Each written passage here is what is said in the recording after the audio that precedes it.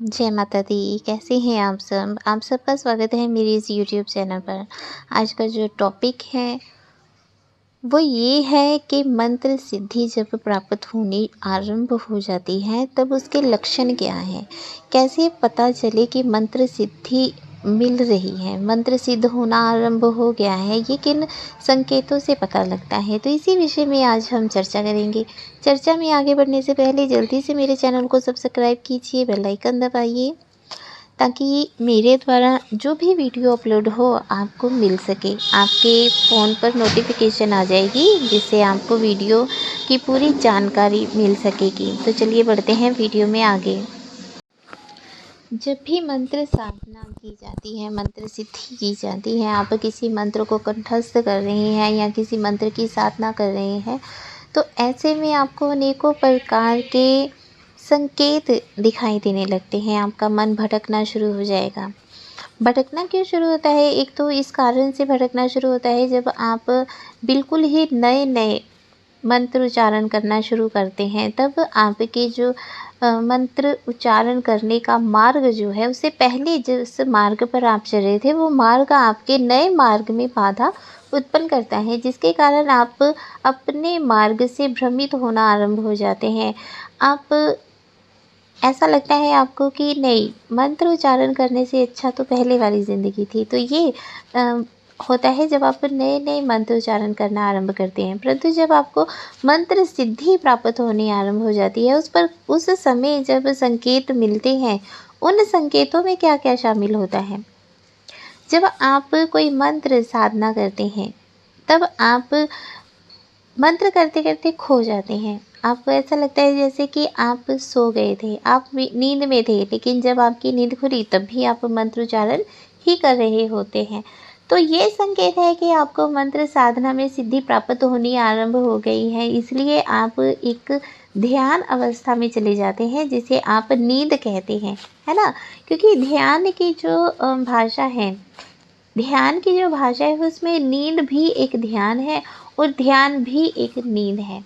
ये बहुत ही गूढ़ रहस्य है, इसको बहुत बारीकी से समझने की आवश्यकता होती है।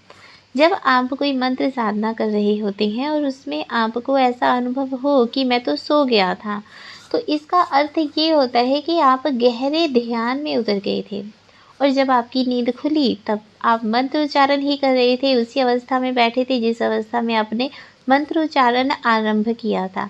ये नहीं कि आप मंत्रोच्चारण कर रहे थे तो आप नींद की अवस्था में चले गए तो आप लेट गए, ऐसा नहीं होता। आप बैठे ही हैं और आप बैठे हैं, आपकी जब ध्यान से आपकी आँख खुली तब भी आप बैठे थे, तो इसे आप नींद नहीं कह सकते, इसे आप ध्यान कह सकते हैं। गहरे ध्यान में उतरने की एक ये समय होता है जब आप मंत्र उच्चारण करते हैं, गहरे ध्यान में खो जाते हैं, गहरे ध्यान में उतर जाते हैं, तब आपको ऐसा लगता है कि मैं शायद सो गया था, जबकि ये सोना नहीं होता, ये गहरा ध्यान होता है। और इसी ध्यान में आपको अनेकों प्रकार के दृश्य दिखाई देते हैं जिसे हम स्वप्न कहते हैं, है ना? हम जब सो जाते हैं तब हमें स्वप्न दिखाई देते हैं, लेकिन जब हम गहरे ध्यान में होते हैं तब हमें जो दृश्य दिखाई देते हैं हम उन्हें सपना नहीं कह सकते। ठीक है, तो एक तो ये बहुत ही मेन संकेत होता है कि आपका मंत्र सिद्ध होना आरंभ हो गया है। अगले संकेत की हम तरफ बढ़ते हैं।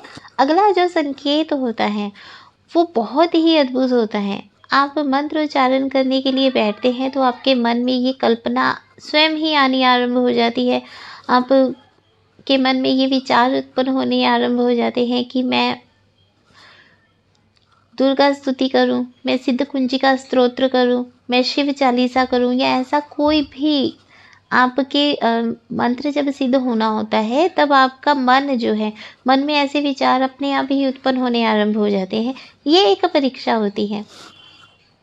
जब आप मंत्र उच्चारण करने से हटकर उस चीज़ को पढ़ना आरंभ कर देते हैं जो मंत्र उच्चारण करते समय आपके दिमाग में आई थी, है ना?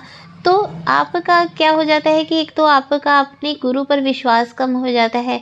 आपको ऐसा लगता है कि ले मंत्र उच्चारण करने से वो प्राप्त नहीं हो सकता जो प्राप्त हमें ये सब करने से हो सकता है। जो हमारे मन में ख्याल आ रहे हैं, अगर हम इन ख्यालों पर चले तो हमें जल्दी सिद्धि प्राप्त होगी। तो ये भटकाव उत्पन्न हो जाता है, जिससे कि आपका ना ही मंत्र सिद्ध हो पाता है और ना ही आप उस मार्ग पर चल पाते हैं जिस मार्ग पर आपको चलना चाहिए।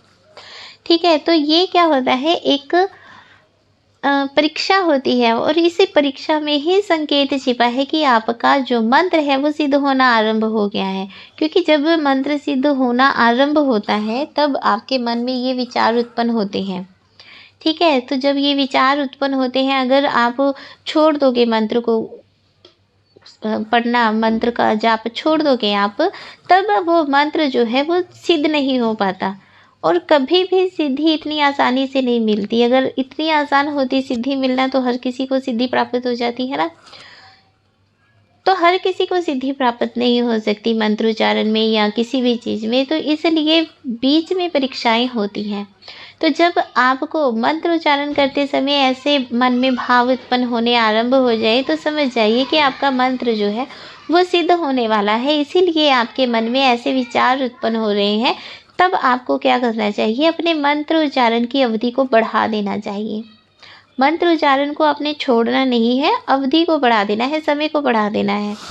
तो ये भी संकेत है कि आपका मंत्र सिद्ध होने वाला है। मंत्र सिद्धि का जो अगला संकेत है वो बहुत ही ज़्यादा अद्भुत है, अलौकिक है और ऐसे अनुभव बहुत ही कम साधकों के साथ होते हैं। जब कोई साधक मंत्र सिद्धि कर रहा होता है तब मान लीजिए कि वो किसी मंत्र का उच्चारण कर रहा है, वो दुर्गा मंत्र का उच्चारण कर रहा है, वो नवान मंत्र का उच्चारण कर रहा है, या वो ओम नमः शिवाय मंत्र का उच्चारण कर रहा है, वीर हनुमान जी के मंत्र का उच्चारण कर रहा है। तो उसको मंत्र उच्चारण करते समय ओम की ध्वनि अपने आप ही कानों में गूंजनी आरंभ हो जाती है। तो ये भी मंत्र सिद्धि का एक संकेत है। उस समय आपको क्या करना चाहिए, ओम की ध्वनि पर ध्यान केंद्रित करने की बजाय आपको और भी अधिक ध्यान अपने मंत्र उच्चारण पर लगाना चाहिए।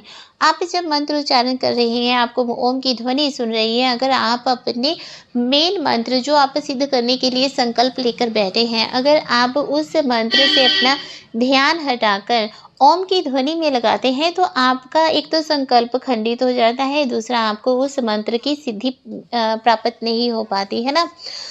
तो उस समय आपको ओम की ध्वनि पर ध्यान केंद्रित करने की बजाय आपको अपने मंत्र, जिस मंत्र की साधना का संकल्प आपने लिया है उस मंत्र की तरफ ही आपको ध्यान केंद्रित करना चाहिए। ज़्यादा से ज़्यादा उसी पर आपको ध्यान लगाना है। चलते फिरते, उठते बैठते, खाते पीते भी उसी मंत्र का उच्चारण आपको मानसिक रूप से करना चाहिए ताकि जल्दी से जल्दी आपको उस मंत्र की सिद्धि प्राप्त हो सके।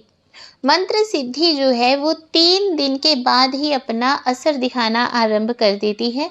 3 दिन के बाद आपको अनुभव होने आरंभ हो जाते हैं। अगर आप पूरी विधि के साथ मंत्र उच्चारण करने के लिए बैठे हैं, मंत्र साधना करने के लिए बैठे हैं, आप गुरु की आज्ञा लेकर, गुरु के बताए हुए नियमों का पालन करते हुए अगर आप मंत्र साधना कर रहे हैं तो 3 दिन में ही आपको संकेत मिलने आरंभ हो जाते हैं। और ये वो संकेत हैं जो बहुत ही दुर्लभ हैं, बहुत ही कम बच्चों के साथ ऐसे अनुभव होते हैं। अगर आपके साथ भी ऐसे अनुभव हो रहे हैं तो यकीन मानिए कि आपका जो मंत्र है वो सिद्ध होना आरंभ हो गया है और आपको अपने मंत्र को और भी अधिक समय देने की आवश्यकता है। अपने मंत्र को सिद्ध कीजिए और इसका लाभ प्राप्त कीजिए। तो ये था आज का टॉपिक। आशा करती हूँ कि आपको अच्छे से समझ आ गया होगा। तो अधिक से अधिक जानकारी प्राप्त करने के लिए जुड़े रहिए आपके अपने चैनल के साथ। जय माता दी, खुश रहिए, खुशहाल रहिए।